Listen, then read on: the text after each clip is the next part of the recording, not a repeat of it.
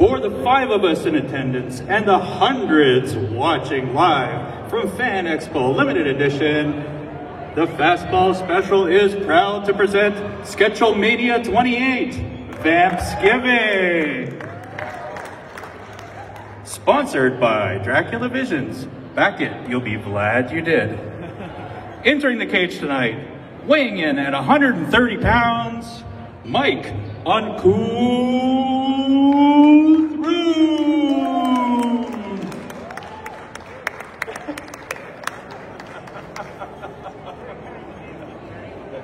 Also coming in the cage, weighing in at 200 pounds, Casey Space Pirate Parson.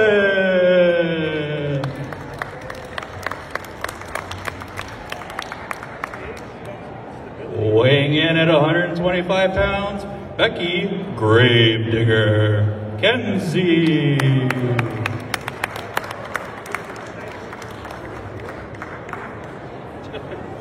And weighing in at an even 425 pounds, Sam the Aggravator Aggro.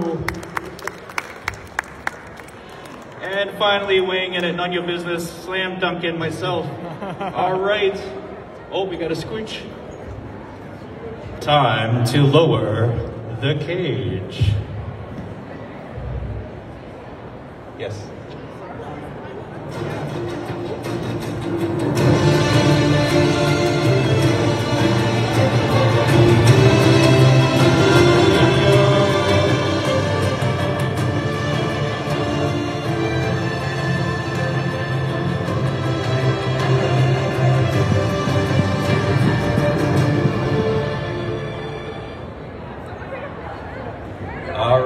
Before we get into what we're drawing tonight, everybody on this panel has something in common, and that is they are a part of Dracula Visions, now on Kickstarter. So I just wanted to quickly show a couple of art pieces. The one on the left here is by Becca Kinsey. The one on the right. All right. The one on the right, I know it's been a long day. The one on the right, Mr. Sam Aggro. And then we have these beautiful pieces of art. First off, Mr. Mike Ruth on the left here. Give it up for Mike. And an awesome piece by the one and only Casey Parsons. So if you stick around for this panel, we will have little mini prints of all of these art pieces that you can head over to their tables and get them signed later. In addition to that, we'll also be giving out all the pieces of art here free of charge, so we'll figure out how to do that a little bit later. So let's go into, first off, what we're drawing tonight. I will talk about it. All right, so what we're drawing tonight is we're going to go on to the vampire motif, and we're going to do a lot of popular type characters, but as vampires. So maybe we'll go down the line, and do you guys know what you're drawing already? I think we got to share mics. Okay. You got a mic? Check, check. Check, check. All right. That's too loud. So back it off, Sam. Back it off. Don't swallow the mic. Miss Becca Kenzie, do you know what you're drawing today? Howard the Duck as a vampire. As a vampire. Casey, what do you got? What are you drawing tonight? I'm still figuring that out. Hurry up, maybe I'll do the Hulk. He's my go-to guy. I'll do the Hulk as a vampire. The Hulk as a vampire. I can change it. I am not William Shatner. He's not William Shatner. All right, I think I'm gonna give Captain America Vampire a try. Captain America as a vampire. Mr. Mike Ruth, what do you got for us tonight? I'm gonna do Ben Grimm, the Thing, as vampire. Oh, Ben Grimm is a vampire. Does he have like stone fangs? Yep. All right. Excellent, excellent. Okay. So what we're going to do tonight, if you do have any questions, just we'll do the old raise your hand thing and feel free to ask questions. But I'll also be asking the good questions as well. So first off, let's go down the line. First off, what does it feel like to be back at a Comic-Con?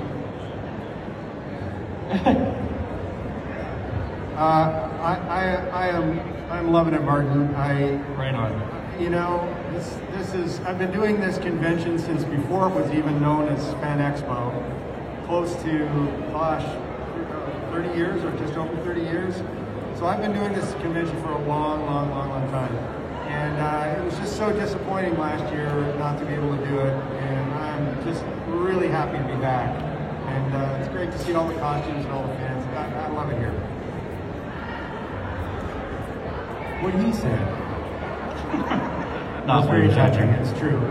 I think we all miss being here and interacting with the public. You know, seeing the wonderful costumes and the support. You know, talking with people, mask to mask, I guess. Yeah, and I mean, getting to see all our friends too, like behind the tables. Sam's having a good time, even though he's right next to me. Yeah. No, it's wonderful. Yeah. I was just in New York a couple weeks ago doing that Comic-Con. It's totally different though. And I wasn't in kind of the Artist Alley area, so it's a little different. I'm talking too much when I should be drawing. You got about 45 minutes. We have 8 seconds left. No, it's definitely awesome to be back, and really grateful you guys all came out. And yeah, it's super weird to be here. It's really weird to be here. I didn't think this was going to happen this year, so it's pretty amazing that it's happening. And yeah, it's a different kind of show for sure, but I'm very encouraged that things might start to get back to the way they were, and I'll get to do this again real soon. So yeah, enjoy. Right on, right on. I will have to say, luchador masks are very hot. New respect for luchadors. Very cool, very cool. So let's keep on this vampire motif. So, favorite vampire movie. Favorite vampire movie. I'm always partial to Blade. Good choice, good choice. What about you guys down at the end? Well, I really like now I'm having a senior moment, folks. Remember I said I was doing this con for 30 years? What's the one with David Bowie where... The Hunger. The Hunger. That's the Yes. one I like. Very, it's beautifully shot and very artistic. I really like that. And it's creepy, but it's not like a horror movie. I love it.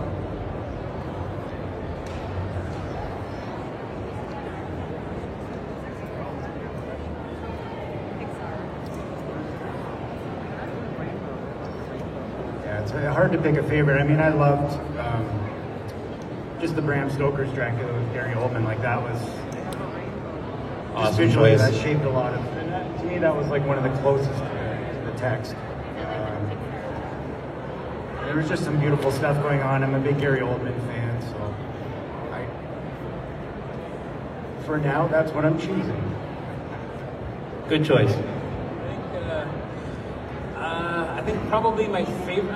It's a hard question. Yeah, I'm gonna say The Lost Boys because I think I probably saw that the most as a kid.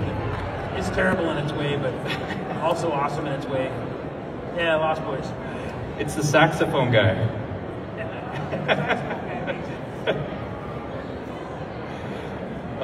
Any favorite vampire movies out there? Vampire movies? Anyone? No. What's that? Fright Night? Oh yes, awesome film. Blade, yes. All right.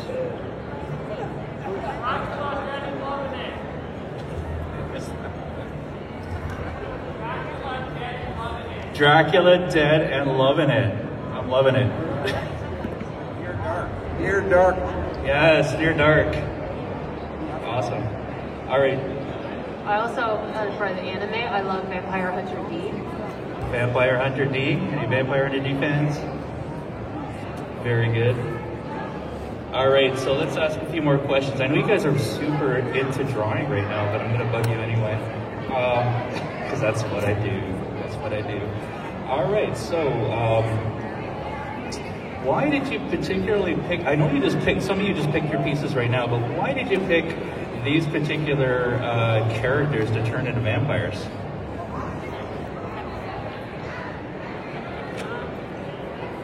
Basically, a friend of mine suggested Howard the Duck, and I'm like, yeah, okay, let's try that. Howard the Duck. It was the one I thought of after AC took Hulk. Nice. I was kind of thinking like you probably would never see the Hulk as a vampire because I don't think any vampire could bite through his skin to like infect him. So it would have to be like another infected. I guess if he was infected as Bruce Banner, I guess that might work. Maybe that works. We're gonna write that as canon right now. Or another vampiric Hulk bites him with gamma teeth. But then, how did the other Hulk get to be a vampire? Exactly. This is the problem. I'm not writing the story, Martin. I'm the artist.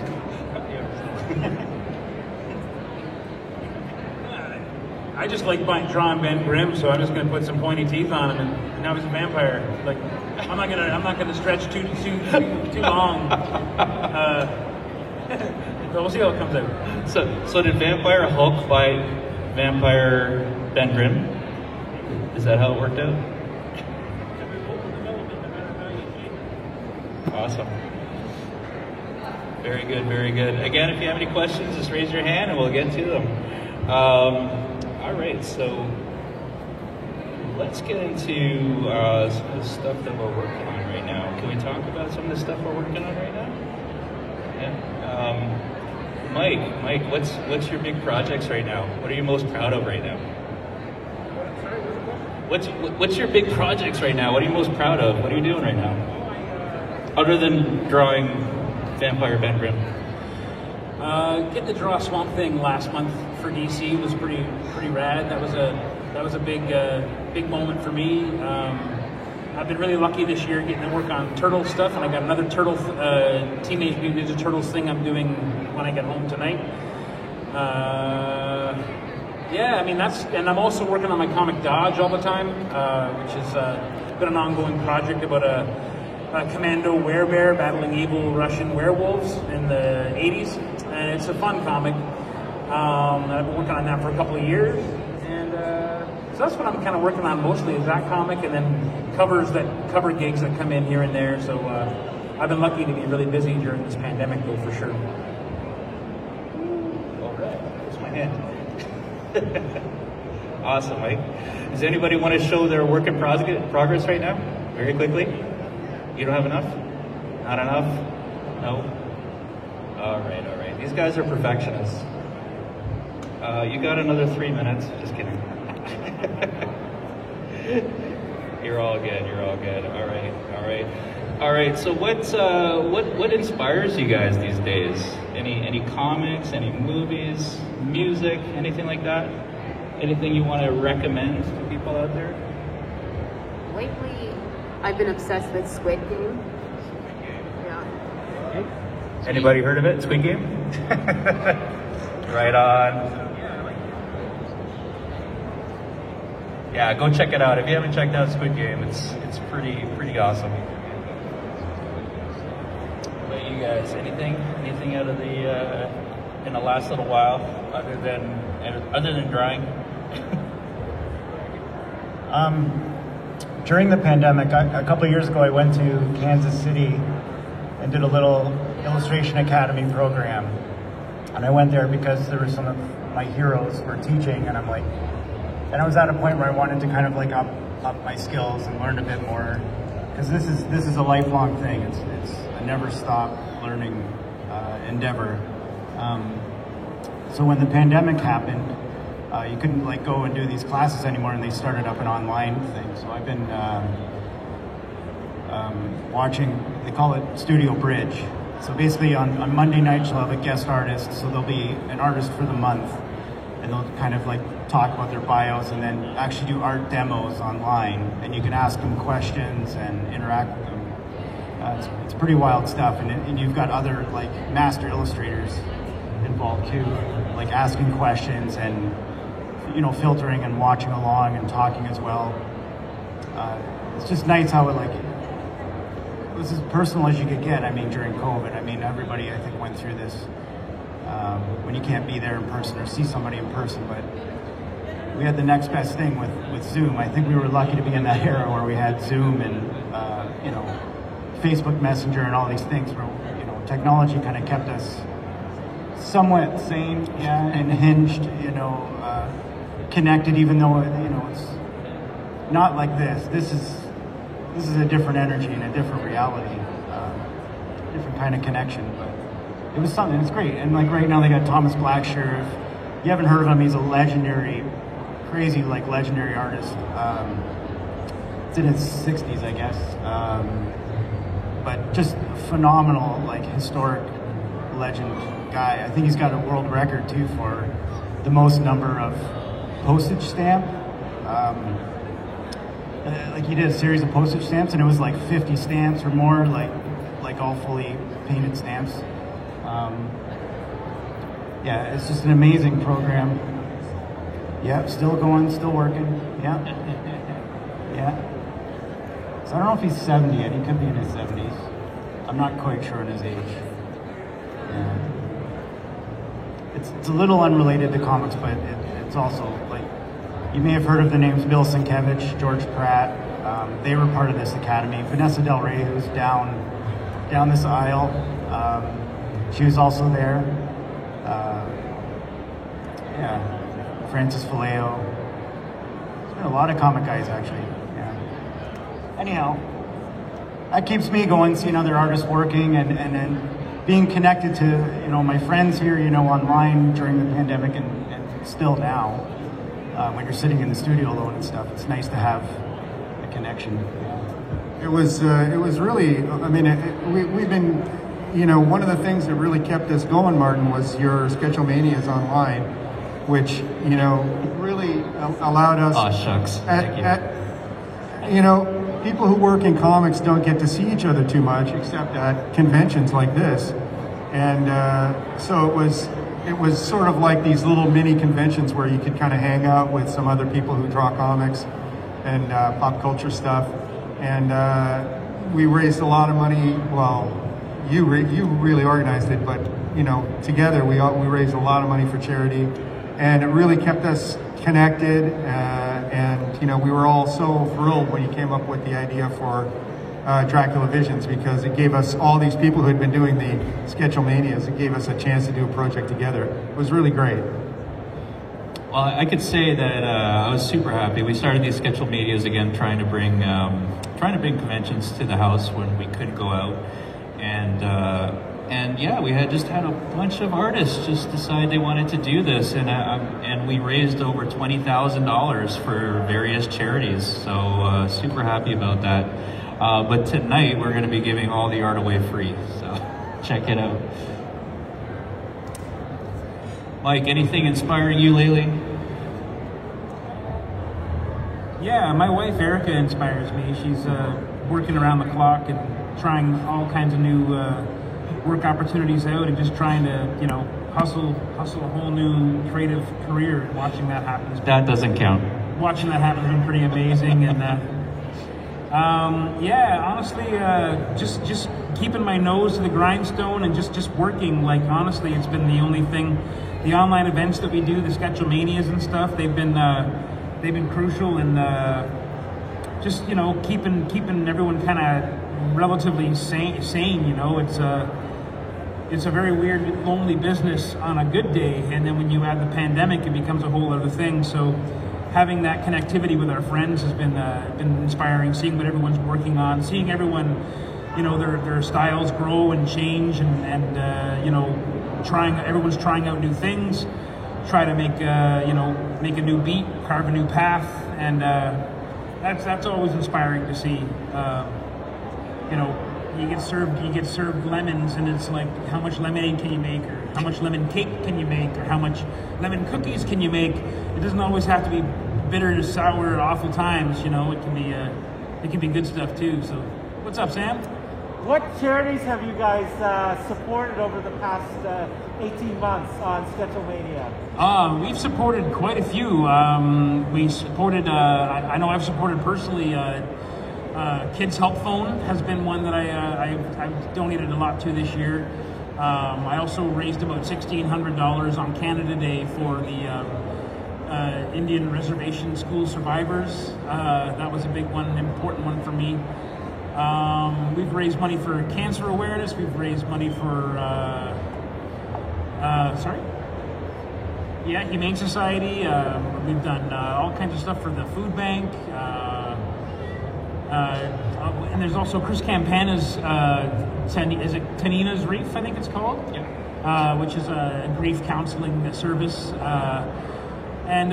We've just tried to spread it around a little bit, and there's lots of need out there. So we kind of pick a theme, or we all agree on a theme, and we do artwork and donate the work, and it all goes to the charity, and we hope to make some brighter days for folks, and that's been the plan anyway. So it's been going good. I've been really proud of the work we've done there, and Martin set a goal in 2020 to raise 10 grand in charity, and we buried that before the year was over.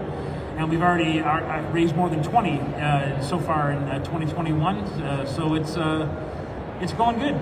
So hopefully keep doing every 2 weeks or so on Tuesday nights on Facebook. You can go to Fastball Special and watch our Sketchelmania events. Yeah, one of the. Sorry, go ahead. I was going to say one of the ones I'm particularly proud of is, and we're going to be doing it again this year, is we're going to be doing sponsoring a family around Christmas time. So I got a lot of artists again, and what we do is we auction off the pieces, we do a theme, and then I sort of get a list from a group of all the sort of things that this family needs for Christmas. So I get the fun. Actually, my wife gets the fun job of going out and shopping and getting and wrapping all these presents up. So it's for me, it's very rewarding. But of course I'm not an artist, so I just pull these guys together. These are the guys that are the workhorses and make this all happen. All right, who's ready? I'm just going to take a piece out of someone's hand to show it. All right, we're going to show this one so far. Oh, this is killer. Check it out. Apparently, if you turn Captain America into a vampire, he becomes Batman, basically. Awesome. That's going to be a cool piece. Anybody else brave? All right. That's awesome. Check it out. Oh, you can't see the fans. There you go. It's getting there. It's getting there. There you go.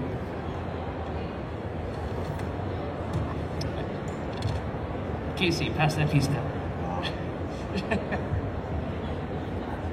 Ooh, oh, that's awesome. Check this out.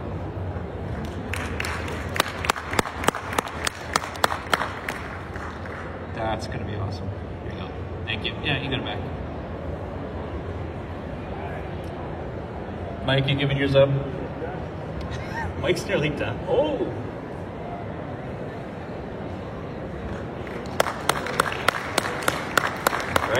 Right? I believe it. Who thinks this should be a comic with all these four characters as vampires? I want to read that. They're all Marvel. Yeah, we can. They did Marvel Zombies. Why not Marvel Vampires? I'd be in. I'm down. Take my money. Very good. Very good. All right. Do we have any other questions from the folks out there for the artists? Yes, you, sir.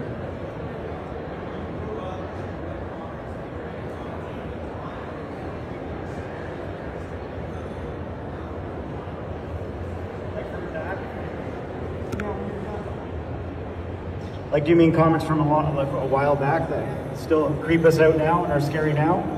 Because there's some coming out now. There's some great horror books out right now. Like James Tynion is doing some amazing stuff.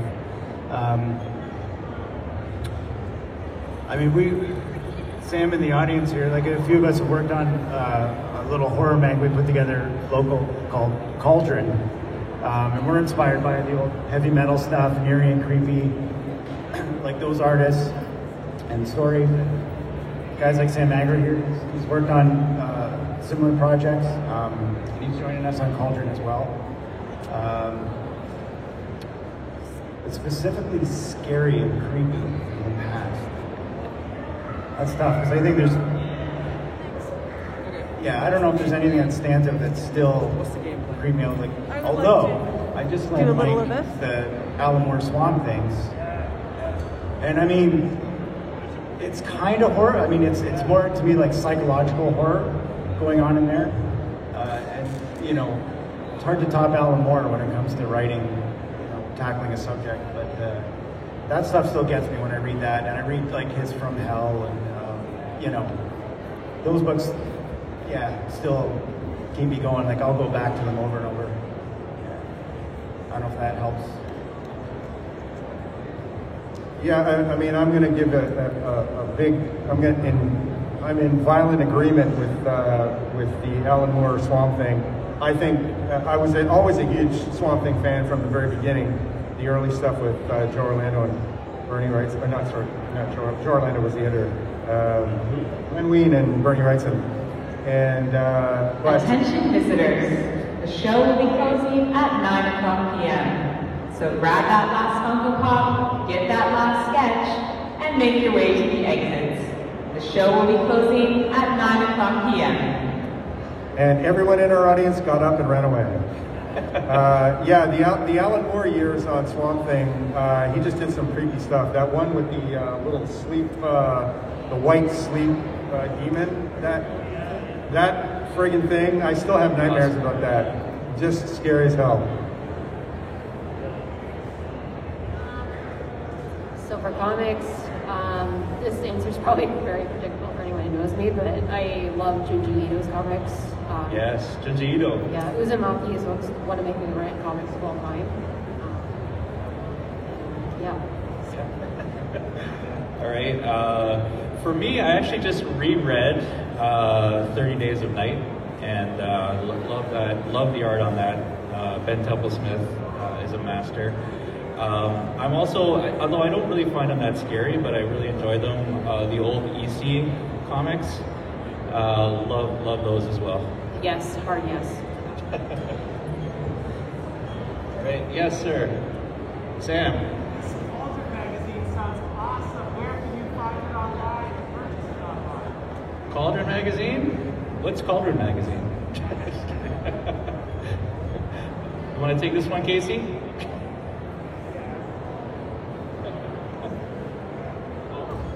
We took all the mics, millions. Sibilance.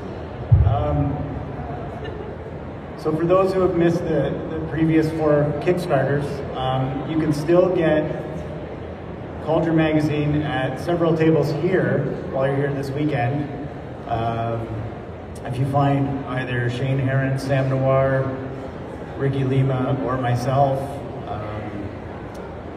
you know, those are good stops while you're here. And also at the Raid store, so Raid Studios, which is a local gallery, cafe, artist studio, workshop. I don't know how you would describe that place. It kind of does everything. And there's Creative Hub, to quote Sam Agro. If you go to raidstudios.com, you can order Cauldron online, and we'll be launching another Kickstarter in the new year with the next issue. It'll be our 5th installment, and every issue gets bigger and better. You know, check it out. Very good, very good. Okay, so I'm going to ask the inevitable dream project question across the board. And other than Dracula Visions, of course, I know that's the dream project. But aside from Dracula Visions, Mike, you've pretty much done your dream project, haven't you? I've been lucky. I've gotten to touch some of the characters that I've always kind of loved growing up. A few more on the list I would love to get my hands on, but yeah, getting to work on Swamp Thing was definitely a dream come true. Years ago, I got to work on a little bit of Conan, the Barbarian, and that was the first of such dreams to be hit, so that was a pretty cool thing. So in terms of an actual dream project, I got a story about a intergalactic monster hunting wrestler that I've been trying to tell for about 20 years, which I'm hoping to eventually tell.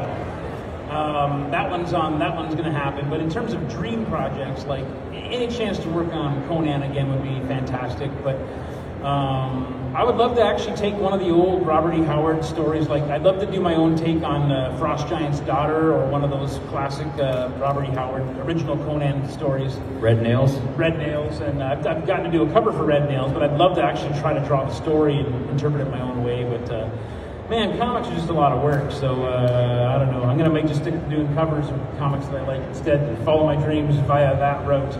Because comics are just hard, man. Just really hard.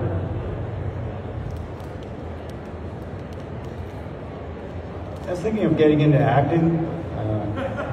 No. I've been there, man. It doesn't pay any better than comics. Modeling?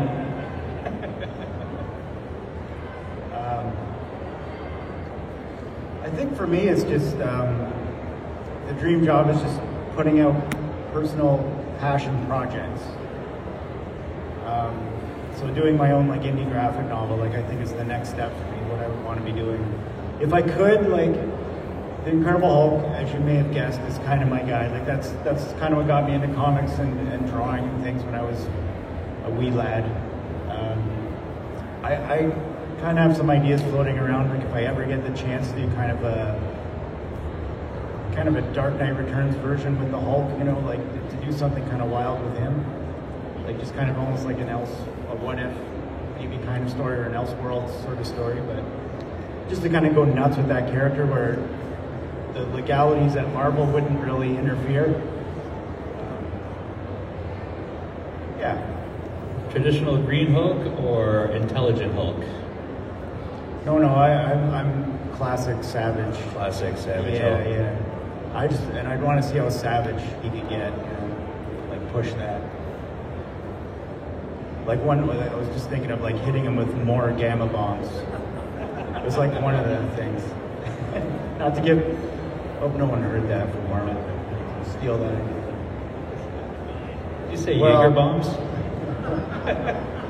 Well, just as he did with the subject for the sketch tonight, Casey stole my Hulk, who has always been my favorite character. Hulk was all kids read comic books, but when I was about 13, I read my first Hulk comic book. And that was the one that made me a comic collector and a comic fan, and made me want to draw and write and be part of the comics business. And yeah, I love that old monosyllabic Hulk. He's the guy for me, jumping around in the desert and smashing up tanks and stuff. So that would be my dream project for sure. So once again, Casey steals my thunder. Oh. Once again.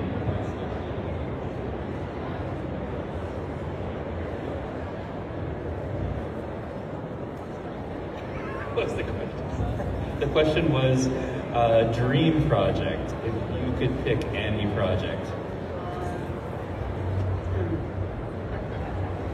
I guess as cheesy as it sounds, like the comics I make are my dream projects or nightmare projects in some cases.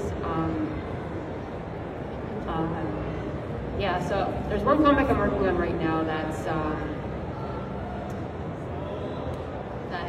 is the dream project. It'll be coming out very soon, and then another one, not yet, but yeah. That's okay. That's what the awkward pause. I'm like, how much can I say? Another project I've been working on with Box Alley. which I'm selling this weekend. It's called Beholden, and that one was really fun because I got to do a lot of cool research for it on a subject I didn't know much about, and I get to look up like research demons, so it's always a bonus. Researching demons is a bonus. I like it. Very good. I wish I could do that in my day job. All right, so it has been a long couple of years. What has kept you guys going in terms of trying to grow as an artist? Like, have you guys, have you taken any courses, anything like that? Like, how are you continuing to grow in your profession? We'll go down the road. Go for it. I think just keep on working. Like, I don't leave the house much. I draw the whole time I'm awake. I guess you just keep on growing by the nature of practice. I'd love to take some courses and stuff like that. I miss taking life drawing and things like that, which are huge elevators to your skill. Like if you're able to get access to doing life drawing or any kind of things like that, it's just a massive reset for your brain. It's just so good to get your brain and your hands working together on doing drawing from life, drawing from observation. Yeah, I don't know. Just honestly, just been trying to work, and I've been trying to loosen up a little bit. I've been trying to be less of a perfectionist in my work, and just try to let some lines that don't meet perfectly. Let them get ugly sometimes. Let there be some smudges sometimes. Let there be some wobbly lines sometimes, and just not really sweat it too much, because it's very easy to get kind of pinned down by the need to keep everything kind of perfect and clean and ready for print. I've been kind of getting a little bit more, I guess, trying to get a little more loose with my style in terms of stuff that's getting published, just to see what the response is, because people have kind of had a certain expectation of what they're going to get from what I'm doing. So I'm trying some different stuff with like brighter colors and less shading and rendering and more line variation and stuff like that. So just trying to do some things that make art a little bit more exciting, or kind of take the expected results and throw them out the window, so you kind of just are surprising yourself while you're doing the work sometimes. Yeah. Just want to mention, we have the 10-minute warning, folks. Slap those colors down. We're on schedule. Like drawing next to people, like keeps you. There's an energy you feed on, I think, that you do not get when you're alone in the studio. Specifically, from Sam has been missing. Like just the way I think humans probably miss human contact, during the pandemic. There's like a palpable energy you can pull from around you. It's in this room. It's all over the place. I know that gets a little probably spiritual or woo or something, but it's real. It's so real. This could be Sam's markers. Are you okay, Casey? What's that? Are you okay? No, Sam's markers are kind of strong. And I haven't slept. We need to call someone? You're right. Okay. Like this is the thing, like I was up till 6 a.m., working on some cover roughs that were due today, so I had to have them in before I came here, right? So that's part of it too. That's part of the job, as I'm learning.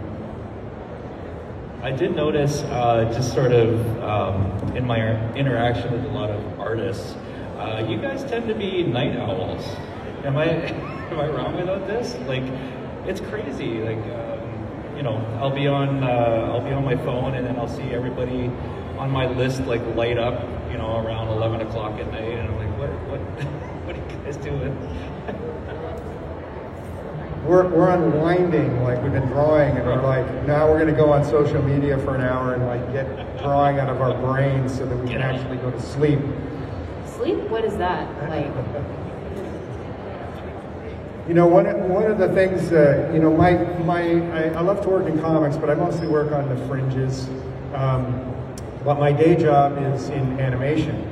So what I was doing mostly during the pandemic was learning new software, because basically every show that I work on in animation, I have to work on a different kind of software.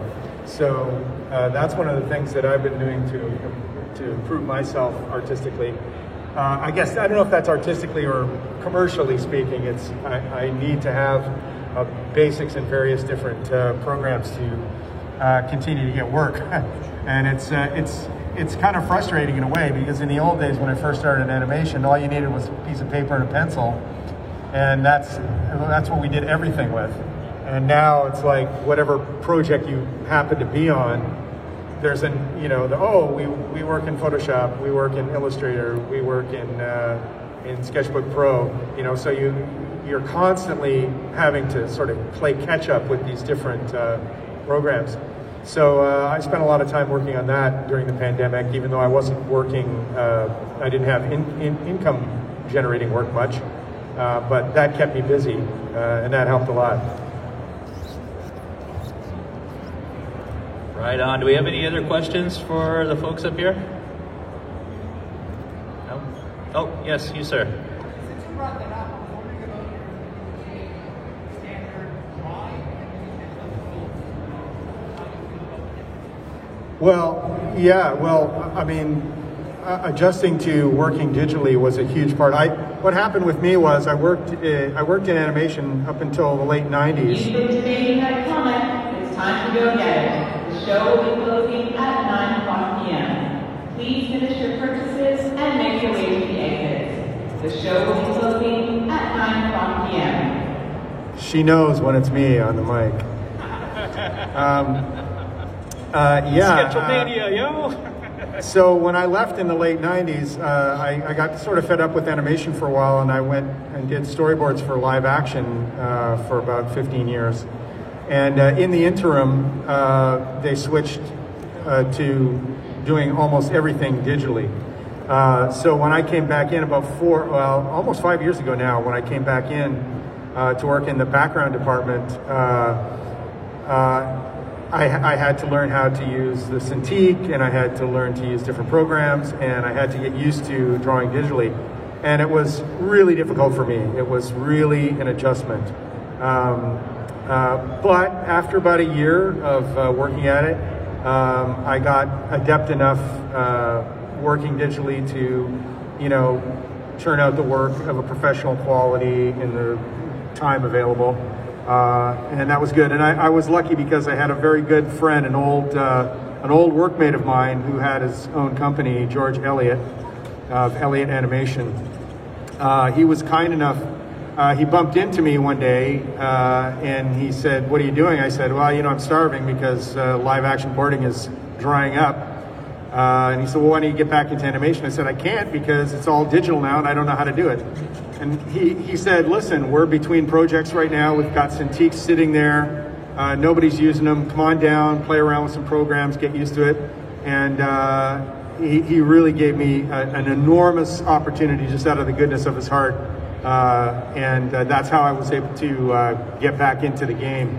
And after about 8 months of doing that, he offered me a job on his next project, and I've been working again in animation since then. So it was really super kind of him to do that. Thanks, George. Awesome. Final 3 minutes, folks. Final 3 minutes.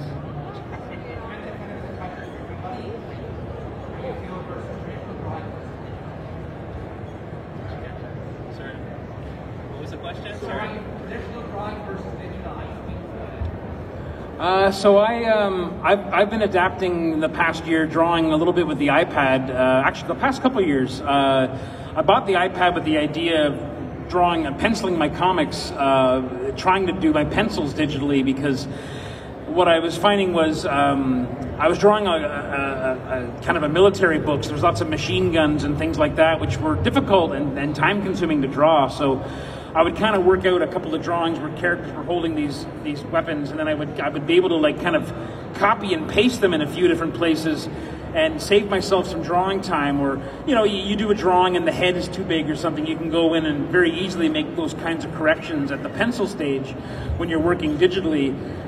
which saves a lot of time. And then, you know, I always like to work traditional, like in terms of my final art. So I always print those things out, those sketches that I'm doing with Procreate in pencil. I print them out on Bristol board and I ink them traditionally with a brush and by hand tools, so I can have that physical proof that I did something that day. I don't think that I could actually make the full transition into digital art, because I always like to have that. I'm going to miss the smell of the ink and the feel of the paper and all that kind of stuff way too much, you know, to ever make that full transition over. But there are definitely some advantages to drawing digital that I hadn't considered until I started doing it professionally, and just like I know about this much about how to draw digital. I'm really just my iPad is basically a $2,000 notepad because I don't know how to use it, but I get some penciling done, so it's been good for that, and it's a good way to stage a project and make sure everything's the same size and kind of lay out a whole book that way. And then I still always go back to working with brushes and ink and traditional to finish it. But there's definitely a use for both, but I'm always going to be more of a traditionalist, I think. All right, we are out of time. Who's ready to see these pieces? All right, so from Becca, Gravedigger Kinsey, check it out.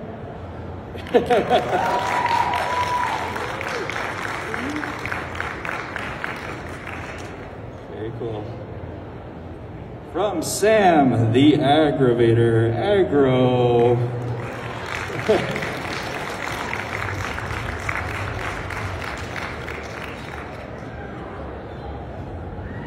There you go. From the Space Pirate, Casey Parsons.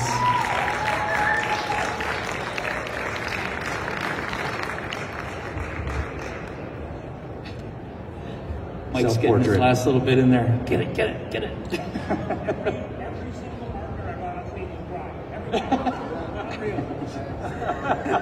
Abby, you did it. Beat the ink out of it. And finally, from Mike on Groove, Ben Grimm Vampire. Okay, who's interested in getting these pieces? All right. Do you have the tickets? No? None okay, for that we're gonna guy. figure out how to do this. Okay. So we're gonna go with the old pick a number. High tech, pick a number. So I'm gonna write the number down.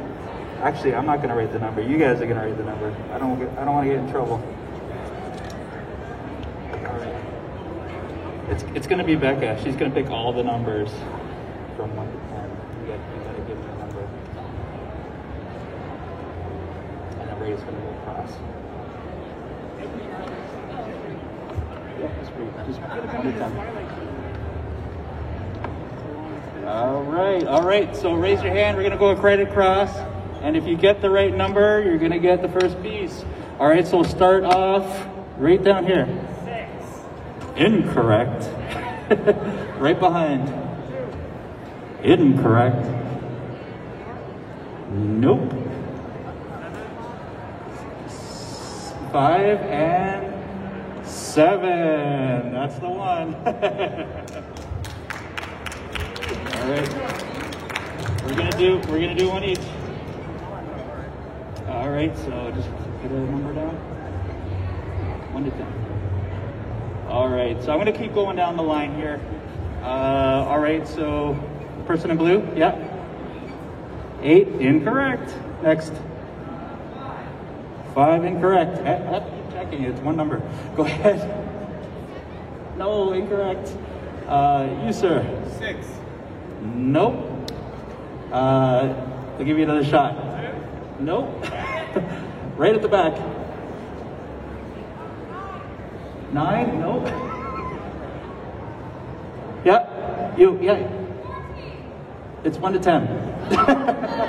I'll give you another shot. Go. 3. Bingo. Come on up. I've become a coach for 10 years. I've never gotten Casey Parsons. Need a number, sir. Pick a number.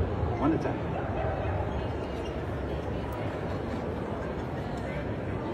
All right, it's a tricky one. All right, let's start off at the back there, next to the baby carriage.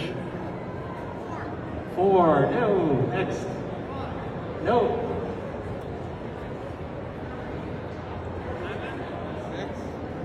7 and 6. Nope. Nope. Purple. Sorry. Nope. 8. Nope. All right, we're gonna go. Yes, sir. Number 1. You got it.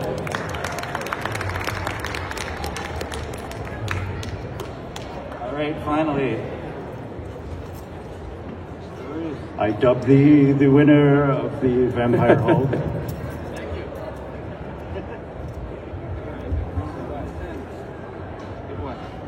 All right, this is a good number. We're going to start over here. No. 6. No. Nope. Far back. Incorrect. Let's start over here. You, sir, in the red and black shirt. Yep. Nope. Let's go. Wolverine. Okay, you. Oh, nope. All right. Red jacket. 2. Nope. Okay, we'll go back this way. You, sir. It's last call for those lanyards. The show will be closing at 9 p.m. Please finish your purchases and make your way to the exits. The show will be closing at 9 p.m. Oh my gosh, you, sir. 4 it is. Fantastic 4. The clues were there. All right, folks, but if you are interested, no one goes home without anything. We do have mini prints from the Dracula Visions, and if you want, just head over to one of these stations and they'll sign them for you. Okay? Thank you for coming out. Thanks, everyone. Sketchelmania. Come see us.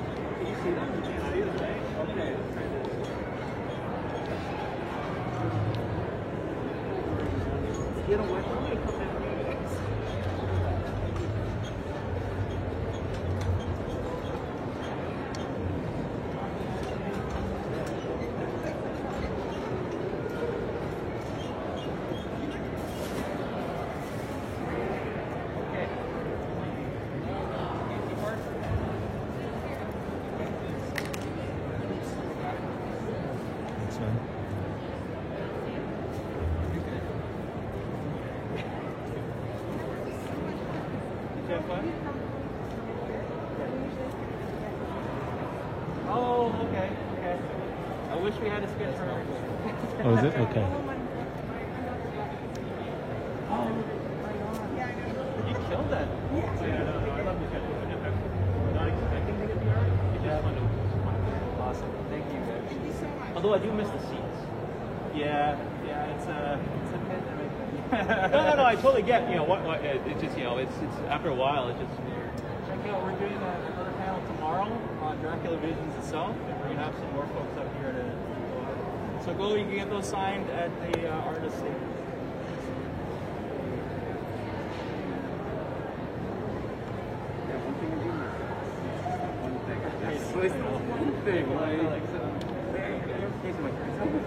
And he's just like, it's right over there. I'm like, where's the close-up? Where do we get rid of the red flag? It's just like, yeah, I think it went all right. It went very good. It went all right. This is wonderful. Good job, Marvin. You guys. How did that mask feel? That mask was hot. yeah, go for it. Go for it. You go get them signed by the artists over there. There's a QR code if you're interested in the Kickstarter. It'll have to take you right to the Kickstarter. I believe I started trying. Isn't that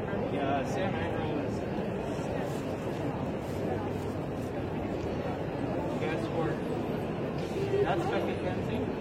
Yes. That one is Sam Egros. Casey Parsons did the Hulk. The Hulk one, yeah. Casey Parsons' piece is actually